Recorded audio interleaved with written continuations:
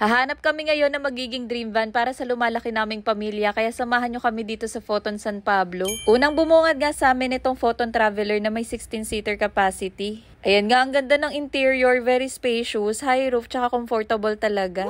Customizable rin yung van, kaya swak sa gusto mong level ng comfort. May touchscreen monitor din for entertainment, and yung price neto starts at 1.6M. Naku, kayang-kaya ni Daddy Paul. Sumunod naman itong Photon Trans van na starts at 1.290M and available in 13 to 16 seater. Maganda rin, pero parang mas bet ko to kung pang business yung mga nagpaparent a van. And last naman, ito ang lakas maka-artista van na Photon Tuano. Grabe, pang celebrity yung atake. Bali, customize na nga pala itong pinapakita ko, and na-inspire nga ako na magpaganito na lang din. Ang social tignan, may CR sa loob, tsaka pwede kang humiga-higa. Ang bongga, no? And by the way, marami din pala ditong nakadisplay na models ng iba pang sasakyan. Kaya perfect kung naghahanap ka ng commercial to passenger vehicles, plus approachable yung mga staff dito sa Photon San Pablo. And kaya naman pala sila ang Dealer of the Year awardee nung nakaraang taon. Madaling kausap, tsaka may excellent after-sales services. Kaya kung naghahanap ka ng quality service at solid na sasakyan, check out Photon San Pablo. Promise, sulit yung punta nyo dito.